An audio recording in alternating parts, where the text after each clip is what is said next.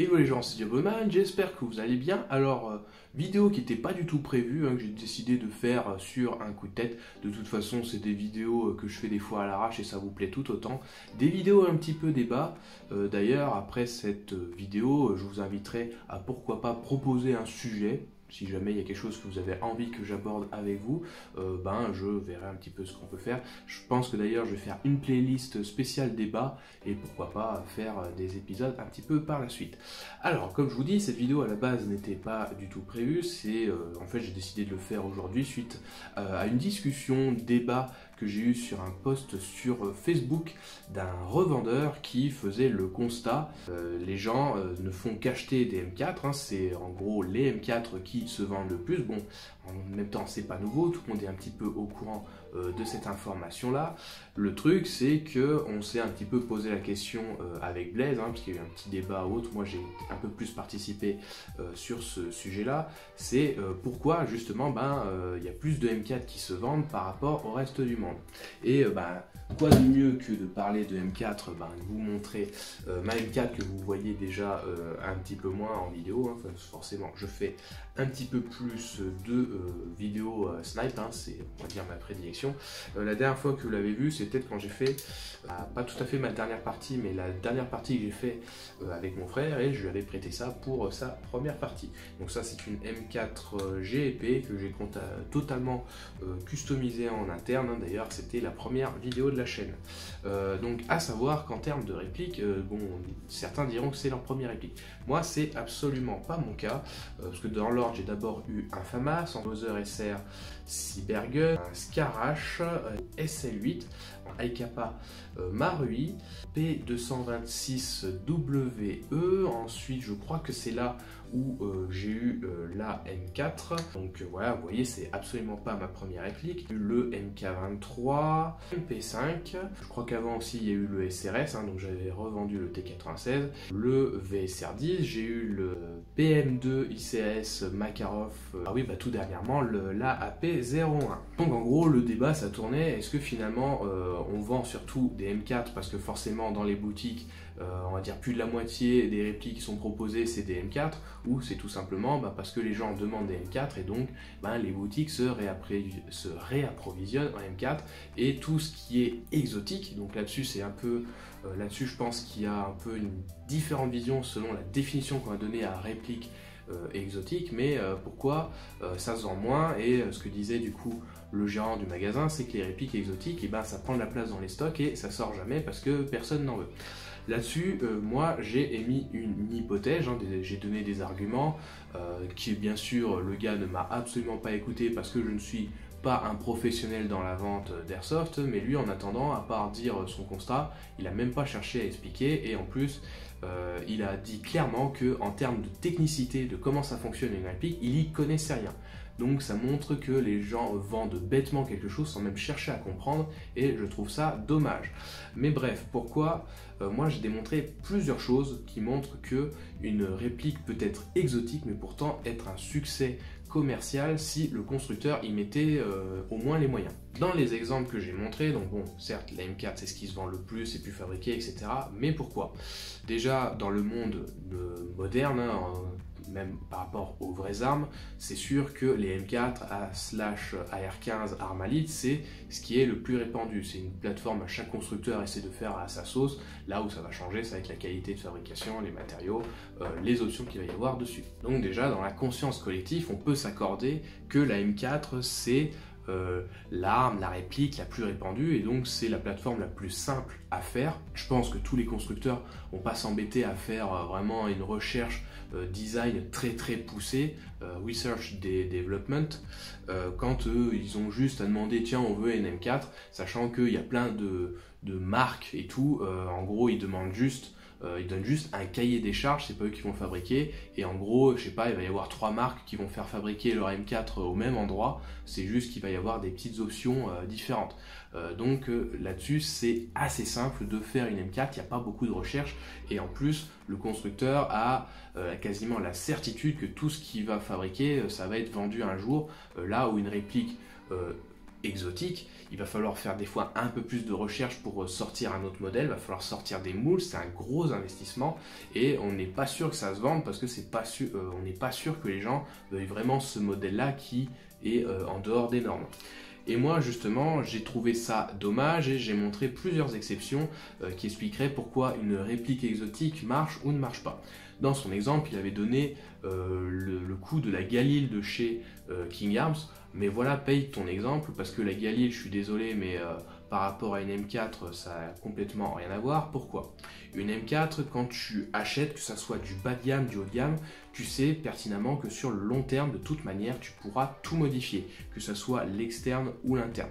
Contrairement à une Galil, bah, tu as une Galil, voilà, qu'est-ce que tu veux faire dessus déjà en externe, t'as pas grand chose en possibilité, hormis si tu veux répliquer quelque chose de un peu différent. Enfin, je sais pas, je ne connais pas vraiment dans le monde moderne les armées qui auraient pu utiliser ça, mais pareil pour l'interne, tu fais comment? C'est que forcément la réplique n'a pas les mêmes capacités qu'une M4 en termes de modification, et surtout les tarifs ne sont pas les mêmes. Aujourd'hui, des M4 tu en trouves de très bonne qualité à partir de 150 €. La Galil tu la trouves, je sais pas, je dis une connerie, 200-300 €, donc tout de suite c'est pas autant abordable qu'une M4. Les M4 Armalite, vous aurez compris, on en trouve à tous les tarifs, que ça va de 100 voire à 1005 € pour les plus chers. Mais j'ai montré que une réplique exotique, si elle a été réfléchie sur le long terme, sur quelques exceptions, on voit que ça peut marcher. Et justement, je pense qu'il y a beaucoup de joueurs qui sont en recherche de ce genre de modèle. Je peux donner plusieurs exemples en type de réplique. Par exemple, en AEG, on peut prendre l'exemple chez AEG du Scorpion Evo, qui, je pense, on peut tous être d'accord sur le fait que c'est une réplique qui a un énorme succès. Elle est très répandue, elle a de très bons avis généraux, et là-dessus, je pense qu'on est d'accord. Également, le SRS, c'est une réplique qui est complètement sortie de nulle part, hein, qui a été réfléchie à partir de rien, entre guillemets. C'est pas quelque chose qui répliquait une mécanique existante comme le VSR10 qui existe depuis longtemps, et pourtant, je pense qu'on est tous d'accord pour le dire, c'est un gros succès mondial le SRS en termes de snipe, parce que c'est une réplique qui a été bien pensée. L'autre truc à côté qui est un petit peu exotique qu'on pourrait donner, c'est le AAP01 chez les GBB. Voilà. Alors du coup, pourquoi pour moi ces répliques ont bien fonctionné? Déjà parce que de base ce sont des répliques qui fonctionnent bien.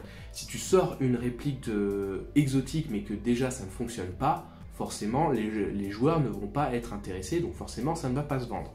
Deuxième point, c'est que quand la réplique elle est créée, il faut qu'elle soit en perpétuelle évolution. C'est-à-dire que si on détecte justement des anomalies, on essaye d'améliorer la réplique sans augmenter les tarifs. Et c'est comme ça, je pense qu'une réplique sur le long terme peut fonctionner. Également, si la marque propose elle-même les pièces d'upgrade. Parce qu'en effet, à chaque fois, ce que je reproche par exemple à des marques, ils vont sortir une M4 ou une réplique standard qui sort de nulle part et ils te la vendent telle quelle, et tu n'as aucune possibilité de customisation, que ce soit externe ou interne. Donc forcément, sur le long terme, la réplique ne va intéresser personne. Et le quatrième point qui est un petit peu plus subtil, il faut que ça vienne plus ou moins d'une recherche de joueurs. Par exemple, quand je vous ai parlé du Scorpion Evo de chez AEG qui a un très gros succès, parce qu'elle a été... elle fonctionne déjà très bien d'origine, il y a plusieurs possibilités de customisation et elle a subi des améliorations dans le temps.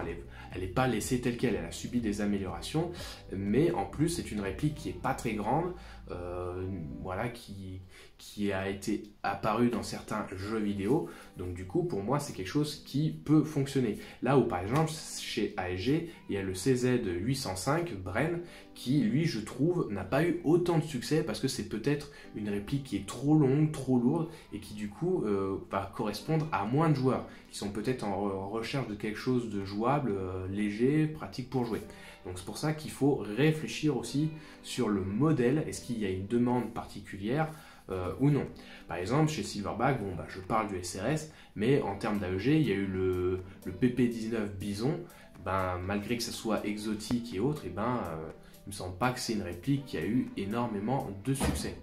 Donc c'est pour ça que je pense que le fait que les constructeurs font des M4, c'est tout simplement parce qu'ils n'ont pas envie de s'embêter. Ils font un truc où ils savent pertinemment en gros, ils ont quasiment aucun boulot à fournir pour sortir quelque chose. Ils fournissent quelque chose de fonctionnel. Après, on va avoir des petites améliorations petit à petit, mais en gros, c'est pas une marque qui va développer ça plus qu'une autre. Ça va devenir en fait le standard. De plus en plus, on voit que les M4, il y a de plus en plus de changements rapides de ressort, et après il y a des petites subtilités selon les marques. Certains vont proposer un chargeur supplémentaire, d'autres vont proposer un MOSFET intégré ou autre. À chaque fois, c'est des petites nuances comme ça. Mais en gros, ça ne demande pas un gros travail et ils savent pertinemment que ça va se vendre.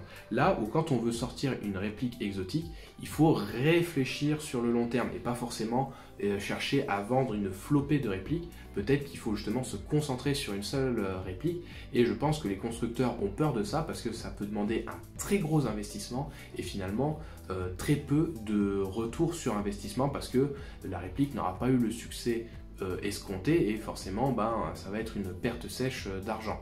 Mais si les constructeurs veulent se bouger le cul, il faut qu'ils réfléchissent sur tous les points, il faut voir sur le long terme, sortir quelque chose d'original mais qui est tout à la fois jouable d'origine, et il faut surtout, comme fait par exemple Silverback avec le SRS, proposer eux-mêmes leurs pièces de grade. Et si ça fonctionne, eh bien c'est d'autres marques qui vont proposer leurs pièces derrière. Enfin bon, bref, c'était mon avis là-dessus, pour montrer que si on veut sortir autre chose qu'une M4, c'est surtout que les constructeurs, ils n'ont pas envie de s'embêter, et après c'est aussi aux joueurs de faire leur sélection. Vous voyez, moi sur mes plus de 10 ans d'airsoft, finalement j'ai eu qu'une seule M4 et ça a été ma réplique principale pendant un temps, parce que je sais pertinemment qu'une M4, je peux tout changer dedans. La plateforme est facile d'utilisation. En termes d'ajout d'accessoires, avec les rails et tout, je peux quasiment tout ajouter, personnaliser comme je le veux. Donc forcément, une M4, c'est la facilité, l'accessibilité, quoi. On sait pertinemment qu'on va avoir quelque chose de très bien d'origine et qui ne va pas demander un très gros effort de recherche pour la customisation. Et c'est celle également, c'est la plateforme qui a le plus grosse... c'est là où on va trouver plus de pièces de grade et en plus les plus poussées. Combien de répliques peuvent se vanter d'avoir une queue de détente électronique quand ils n'ont pas une Gearbox V2? Tout de suite, forcément, c'est plus compliqué. Donc forcément, il y a des marques qui veulent pas faire l'effort de sortir eux-mêmes leurs pièces de grade. Là où une M4, tu sors la M4 et tu t'embêtes même pas de l'accessoirisation.